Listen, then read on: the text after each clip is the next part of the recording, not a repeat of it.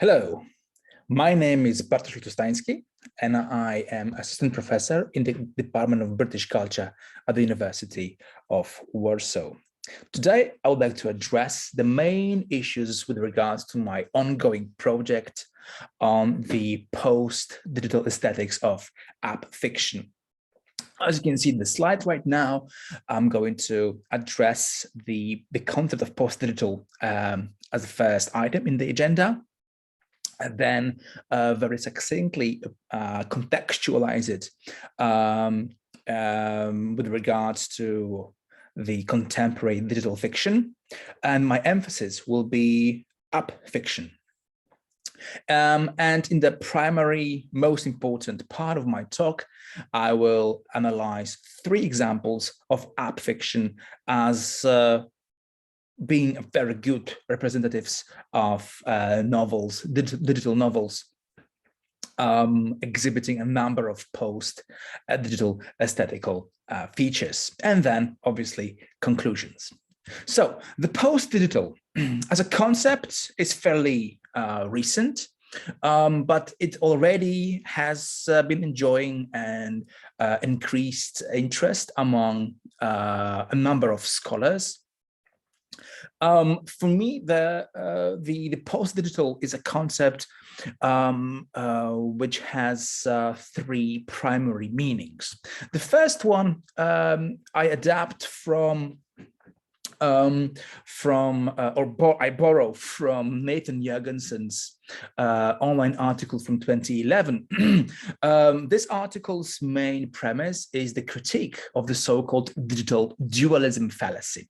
Of course, Jorgensen attacks the prior research into the digital, which was primarily based on the duality of the digital and the real, with parallel concepts being, for example, the authentic and inauthentic, physical, not physical, fictional and factual.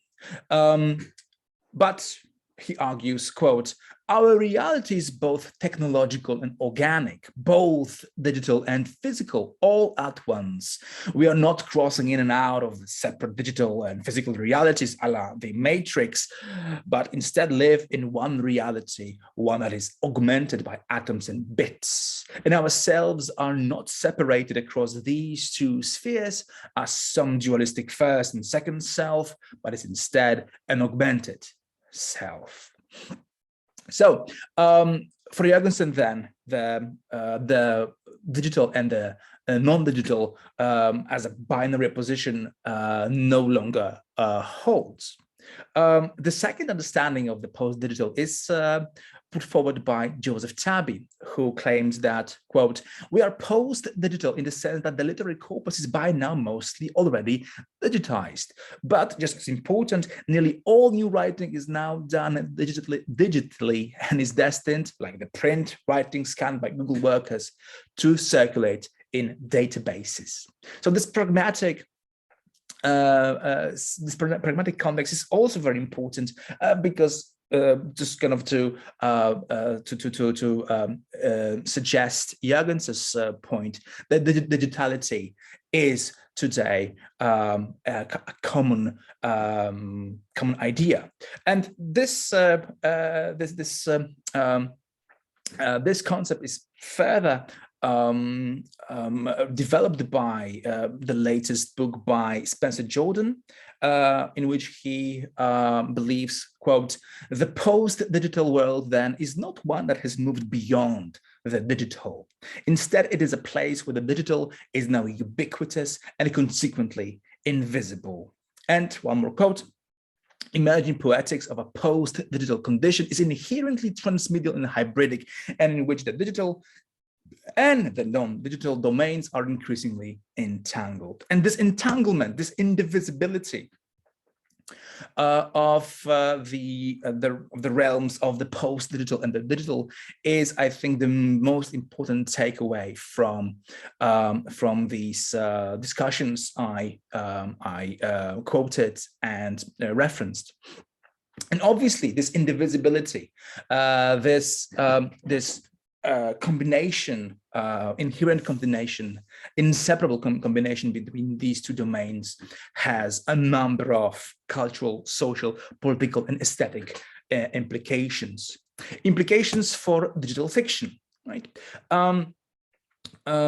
To put it succinctly, digital fiction has 5 or 6 waves or generations: hypertext from the 80s, multimodal and multimedia fiction from the 90s, cybertext from the turn of the centuries, social media literature from the first decade of the 21st century, and small screen fiction in general, and in particular app fiction, being the latest subgenre of digital fiction described by me and my colleague Magdalena Rembowska-Płóciennik in 2 articles. The second one hopefully will see the light of day this year. App fiction is, as I said, a subgenre of digital fiction, which uses the affordances of application downloadable from an app store for Android or iPhone, so in mobile devices such as smartphones and tablets. And I'm going to discuss 3 examples of app fiction: the Pickle Index, Arcadia, and Belgravia. And these 3 novels are very interesting, mainly because they are post-digital for a number of reasons. The first of the reasons is the fact that they have both a printed and digital editions. Both editions were published more or less at the same time.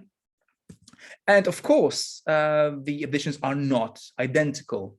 To give you an example of the Belgravia, on the left, you can see the cover of the novel, printed novel of Belgravia, which is a fairly normal, usual novel that you can get in a bookstore. On the other hand, the Belgravia app is much more than the novel. It's the paper novel, obviously.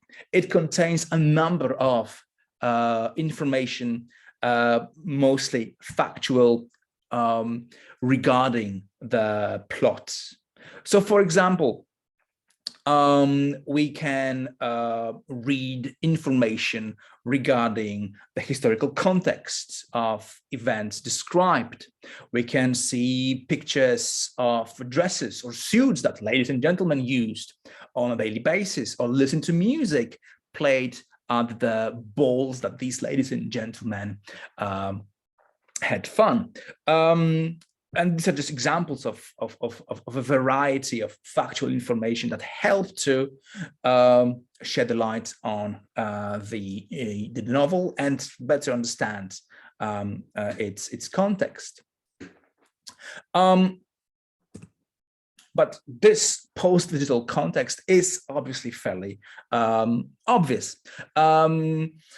In terms of the novels themselves, they are post-digital for 3 more reasons: genre, form, and style.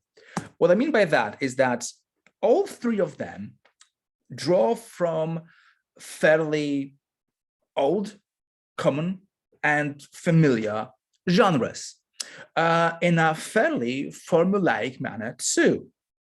So, for example, the Arcadia is a utopian and dystopian fiction, combining also various components of science fiction, fiction too. In terms of form, the Pickle Index and Belgravia are serialized, just like the Victorian novels such as Dickens's or Thackeray's were in the mid-19th century. So we receive one installment on a regular basis, and so we cannot access any future chapters. Arcadia too references the structure story from Cortázar, Johnson, or Saporta. And finally, in terms of style, these three novels exhibit also quite familiar and well-known narration devices, homodiegesis, heterodiegesis, and it's one of the most famous incarnation, the omniscient narration. And the styles, forms, and genres in these novels are familiar for the readers, obviously from the print literature tradition. And for this reason, these novels, these app novels seem to me as post-digital. And finally, app fiction being a novel delivered through an app downloadable for our mobile devices also should be contextualized in the so-called smartphone culture described by Vincent and Haddon recently. So this makes these novels not only mobile, just like our mobile devices, and accessible at anywhere and anytime we want or must access them, like on the go, on the tram, or on a bus. But also they make it possible for us to, for example, in the case of the Pickle Index, partake in network building, since on logging into the app, we become storyworld participants and are obliged to get in touch with other users. And finally, these novels are post-digital because of the fact that they use a very complex sensorial apparatus to be accessed. And this apparatus is grounded, first of all, obviously on our sites, because we need to see the text, but also through our touch. So we have to not only swipe up or down or scroll down and up the screens of our mobile devices, but also enlarge some features, type some content. In fact, the engagement in these novels is very much dependent on our bodily experience. To conclude, and of course, my conclusions are necessarily incomplete, since this is, as I said at the beginning, a very, very recent stage of my research. Since we are living in the post-digital condition, to adapt a term from Spencer Jordan, the digital fiction today very much draws from the post-digital aesthetics. So in the case of my three examples, the Pickle Index, Arcadia, and Belgravia, this post-digitality refers first and foremost to two editions of these novels, both printed and digital, but also to the fact that they all reference very traditional, very well-known, very, very conventional genres, forms, and styles, whose roots are obviously in the non-digital tradition. And finally, due to the fact that these are app fiction examples, they partake in the smartphone culture and necessitate an involvement and engagement by means of sight, but also touch. Thank you very much for your attention. I hope we can have some talk during the Q&A session. If not, feel free to get in touch using my email. You can also follow me on Instagram and Facebook. And using this opportunity, I would like to invite you for the New Media and Contemporary Culture series that I have been doing at the University of Warsaw. This is an online event, so you can also take part in it. In this edition that is just finished, my guests were, for example, Noel Ton, Ruth Page, and Spencer Jordan. In the incoming, the new edition from the academic year 22-23, I will also have some fabulous guests. Thank you very much.